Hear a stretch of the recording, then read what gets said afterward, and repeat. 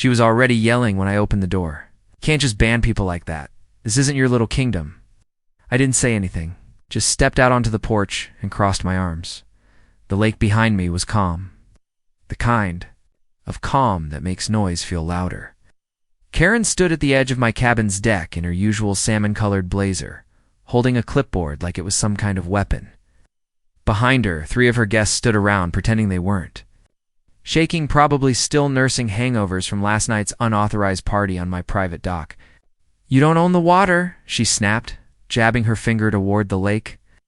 "I own the land they crossed to get there," I said calmly, "and the dock they trashed. That gives me some say." She scoffed. "You're being dramatic. They were just enjoying nature. Nature doesn't clean up broken beer bottles or fish dead from spilled gas." That's when she made the call. Right there, in front of everyone. She pulled out her phone, stepped back like she was starring in some courtroom drama, and barked into the speaker. "Yes. I need officers at 1406 Pine Trail Drive. We have a man threatening residents. He's acting unstable." I blinked once. That line again. Unstable. She used the same word last year when I put a gate on my private trail. Same word when I stopped her from hosting a community brunch in my backyard without asking. But this time, she had no idea who she was messing with. Stepped back into the cabin, slowly. No panic, just quiet, because I knew something she didn't. The footage was already uploading. The real owner of this lakefront wasn't just me. It was me and someone else. And they were on their way. The squad car pulled up 10 minutes later, lights off, but the tires crunched loud on the gravel. Karen straightened like she'd just won a court case. Her guests perked up too, fake smiling like they hadn't just been caught trespassing and partying on private property. Finally, Karen huffed. "Let's see how long you last after this." The officer stepped out young. "Clean uniform, name tag," said Reynolds. He looked between us all before approaching her first. "Not me. Interesting. You made the call?" he asked. "Yes," Karen said, putting on her most polished HOA president voice. "This man," she pointed dramatically, "has been threatening people and refusing community access to the lake." I didn't move, just leaned against the porch rail, arms folded. Officer Reynolds tilted his head. "Ma'am, this is a private residence," Karen laughed. "That's what he says. But the HOA has shared use rights to all recreational areas. It's in the guidelines." I brought a copy. She shoved her clipboard forward like it was a legal document. He took. It glanced once, then looked up at me. "Sir, do you have proof of ownership?" I nodded, already reaching behind the door, pulled out a thick envelope and handed it over. "And survey deed, boundary lines." And I added ... footage from the trail cam. Shows exactly where they entered, what they were carrying. Reynolds took it, scanned fast. His brow lifted when he hit the page with the map overlay. Karen was already talking again. "He's just trying to intimidate us." "The lake belongs to the community." "No," Reynolds cut in. "It's dock, this land, and the 15 feet of shore behind it. It's all his." One of Karen's guests muttered. "Wait, seriously?" Uttered. Karen turned red. "And about the trail cam," Reynolds added, looking straight at her now. "Did you know there was one? Because it caught them cutting through a locked gate and tossing beer bottles into the lake." Silence. "I'd say that's trespassing. And vandalism," he said slowly. Karen tried to recover. "Well, that gate shouldn't even be there." That's when a second car pulled in. But it wasn't a cruiser. It was black. Tinted windows. Government plates. Karen noticed. Her voice caught.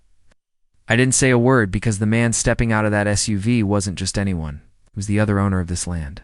Karen had no idea what she'd just triggered. He didn't walk like a politician. Didn't smile either. Just stepped out in jeans, boots, and a navy blue polo. No flashy badges, just a calm face, a small scar on his chin, and a plain leather wallet in his hand. Karen's eyes locked on. At the moment, he flipped it open. Special Agent Marcus Hale, Department of the Interior. Karen froze. Her mouth opened slightly, then closed again. He walked straight past her, up to Officer Reynolds, and gave a quiet nod. Reynolds handed him the folder I'd provided without saying a word. Karen found her voice. "Wade Interior.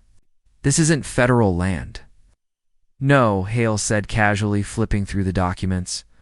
But this property directly borders a protected waterway. And when people start pouring gas into the lake from jet skis while trespassing on a conservation partner's land, ... He looked up, ...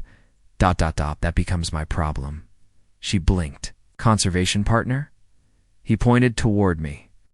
Him. Now all three of her guests were shifting their feet like they suddenly needed to be anywhere else. Karen, though she was committed to the bit, she forced a stiff laugh. Okay, let's just calm down. This is obviously a misunderstanding. A misunderstanding, Holly said calmly. We reviewed the live cam feed before I got here. Saw the gate being climbed. Saw your guests hauling in coolers. Saw one of them tossing a lit cigarette into dry brush. Karen turned toward them, furious. You did what? One of the guys shrugged. Said it was fine? Hal stepped forward, not raising his voice, but his tone tightened. If that fire had caught, this entire ridge could have gone up. You know how many acres of federal forest are within a quarter-mile of this cabin? Karen's mouth was twitching. Now like she wanted to scream but couldn't find the right words. And you, he added, pointing at her guests, are leaving. Now you'll get citations in the mail. They didn't argue, not even a little. They just shuffled to their car like school kids caught stealing. But Karen ... Karen stayed frozen.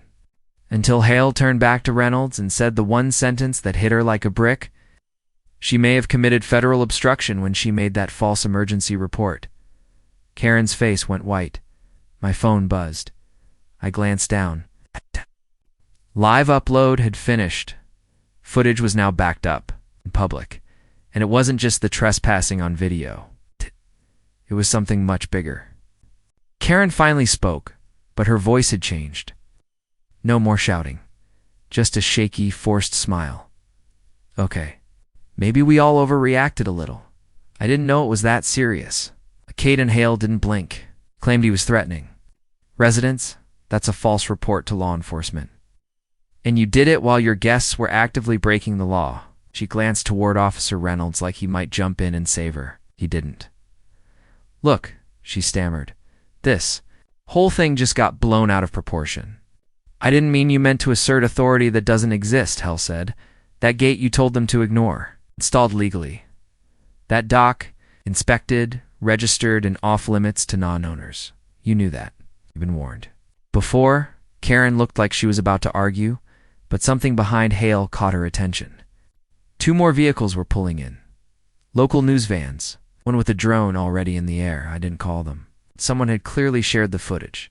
That public link had legs. She turned to me, her eyes wide, now angry but scared. Can't we just delete it? I stared back, calm. You tried to ruin my name.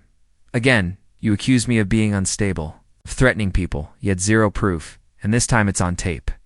Please, she whispered. They're going to crucify me. Agent Hale stepped between us. You should be more concerned about what the HOA board's going to do after this hits. You impersonated their authority, and you crossed into federal business. Karen's hands dropped to her sides. Her clipboard, her favorite prop, slipped and hit the gravel with a soft clack. That's when her phone buzzed. She pulled it out slowly, face dropped even further. Is that the footage link? I asked, already knowing. She didn't answer. She didn't have to, because the thumbnail said it all. HOA president calls cops on lake owner gets exposed by federal agent, 2 million views in under an hour.